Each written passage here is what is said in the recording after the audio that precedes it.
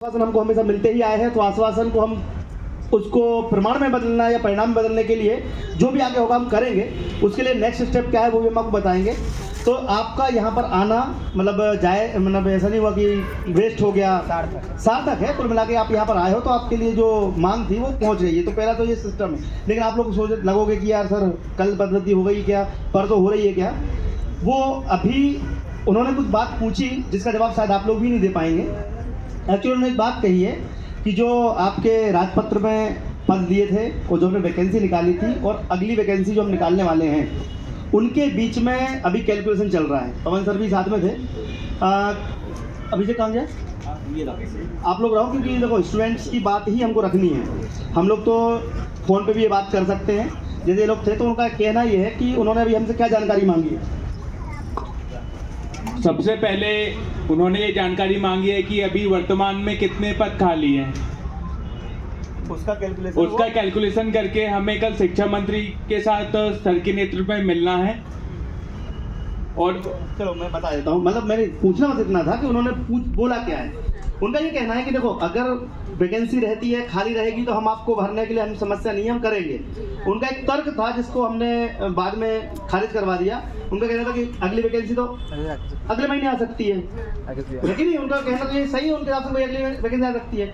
तो हमने वहाँ पर ये तर्क दिया कि वर्ग 1 की वैकेंसी भी वर्ग आने वाली थी, लेकिन वो भी डिले हो गई है। पहले तो प्री होगा, फिर मेंस होगा, यानी कि पहले पात्रता होगी, फिर चयन होगा, तो कम से कम 3 साल का इंतजार करना पड़ेगा। अब आप में से कुछ बच्चे ये भी सोच रहे होंगे पदवृद्धि की इतनी डिमांड आखिर हम रख क्यों रहे हैं। हमें मालूम है पद खाली है, उस पर फिर से भर्ती होगी, फिर से परीक्षा होगी। हमको क्या सबको मालूम होगा कि भाई भर्ती फिर से निकलेगी, और कोई भी व्यक्ति आके आपकी बात वही दबा देगा कि भाई आपकी भर्ती फिर से निकल जाएगी, आप क्यों पदोन्नति की मांग कर रहे हो। ये हर व्यक्ति बोलता भी है, लेकिन हमने जो तर्क दिया वो ये दिया कि आपको इस सब काम में, इस सब को करने में मिनिमम 3 साल तो लगेंगे।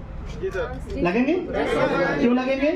अभी चयन परीक्षा कब, पात्रता परीक्षा कब आएगी मालूम है क्या आपको? हमने उनसे पूछा, उन्होंने बोला कि सर अगली हम भर्ती निकाल रहे हैं। ये विभाग का जवाब है, लेकिन फिर भी हम अभी आगे बताएंगे हम करने का। तो उनका जवाब क्या है, पहले आपके मन में ये बात जानी चाहिए कि आखिर वहाँ हुआ क्या है। भाई हमने उनसे पूछा, उन्होंने बोला कि हम तो अगली वैकेंसी निकाल रहे हैं, और हमको भी मालूम है क्योंकि मैं तो शिक्षक हूँ, मुझे मालूम है, और उसको मुझे फायदा भी है। आपकी मालूम बात दूसरे कोचिंग वाले बोल भी चुके हैं भाई कि अगली भर्ती निकलेगी, फायदा तुमको ही होने वाला है। मुझे फायदा है, अगली भर्ती निकलेगी, मुझे फायदा है। मैं भी अपने कोर्स बेचने की कोशिश करूंगा, मैं भी बच्चों को पढ़ाने की कोशिश करूंगा, ये सब करूंगा। लेकिन हम पद्धति के लिए क्यों आए हैं पहले आप ये सोचो। आखिर एक्चुअली जब तक आदमी के अंदर ठोस विचार नहीं आएंगे ना, तब तक वो यहाँ पर आएगा भी नहीं। ठोस विचार आना जरूरी है।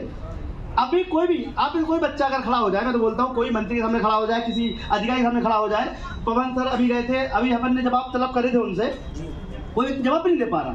आपसे पूछूंगा मैं कि भैया हम अगली भर्ती निकाल रहे हैं, मैडम आपसे पूछूंगा भर्ती की भर्ती निकाल रहा हूँ मैं, फिर आप पद्धति की मांग क्यों कर रहे हो? अब आप क्या जवाब दोगे? आर्थिक स्थिति सुधारने के चक्कर में पढ़ाई की से मानसिक स्थिति खराब हो गई है। ठीक है, बिल्कुल ये मुद्दा करने सबसे आखिर में रखा भी है हमने। अब देखो 2 पॉइंट हो गए।